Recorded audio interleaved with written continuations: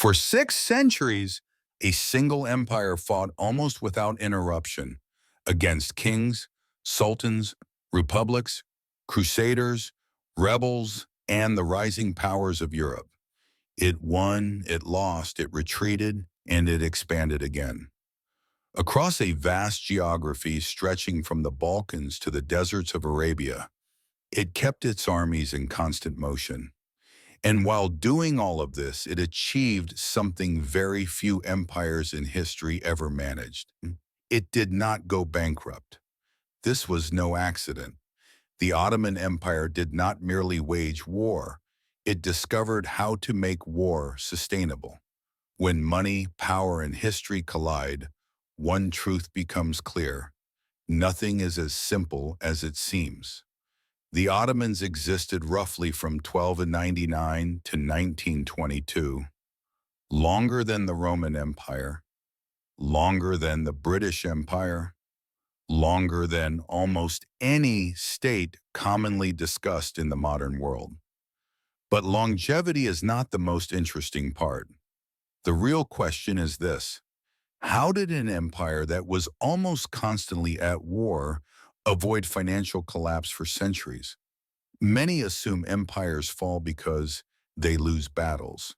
History suggests otherwise. States usually collapse not because of war itself, but because they finance war poorly. Budgets fail, logistics break down, governance erodes. The Ottomans understood this early. Instead of building expensive, centralized, and fragile armies like European monarchies, they constructed a system in which war largely paid for itself. To understand how, we must first look past the familiar imagery. In the West, the Ottoman Empire is often reduced to turbans, domes, sultans, and Janissaries. These images are recognizable, but the financial engine that sustained them for centuries is often ignored.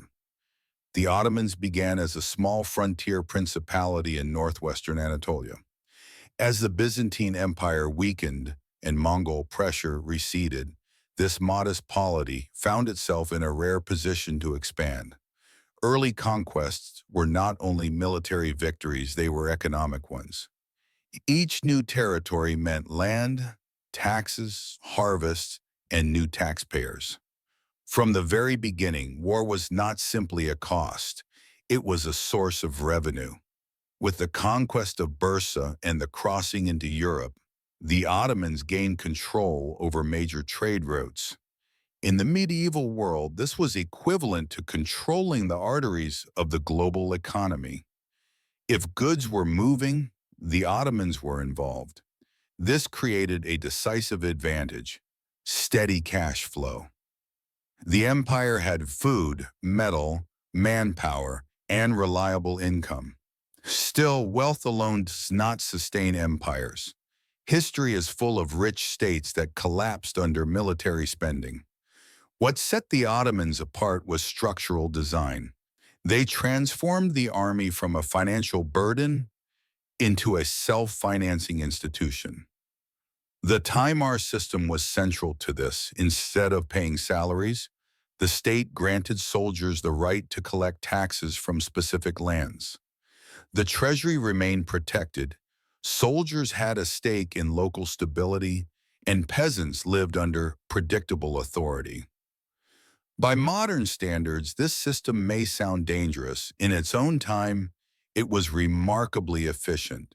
It made the Ottoman army flexible, affordable, and sustainable. While European kings were forced to disband armies when money ran out, the Ottomans could move from campaign to campaign. The Janissaries added another layer. The moral implications of their recruitment should not be romanticized. Yet financially, the system was effective. The state acquired elite soldiers without bearing the full cost of raising them from birth.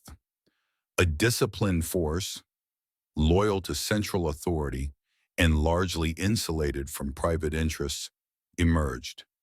Together, these elements produced a powerful principle: war financed war. Each conquest strengthened the financial base of the next.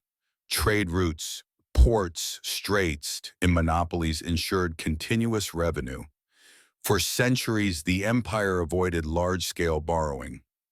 Foreign bankers remained outside its financial system.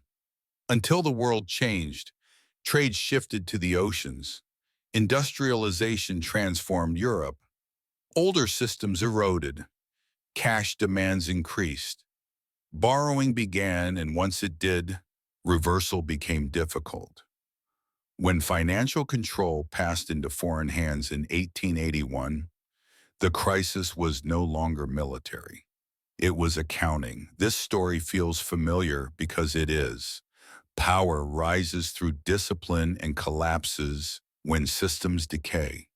The mechanisms change. The names change. The logic remains.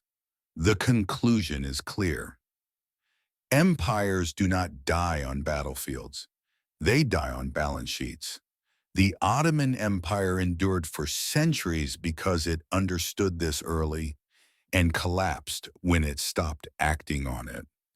History does not repeat itself exactly, but if you fail to understand it, it will strike in disturbingly similar ways.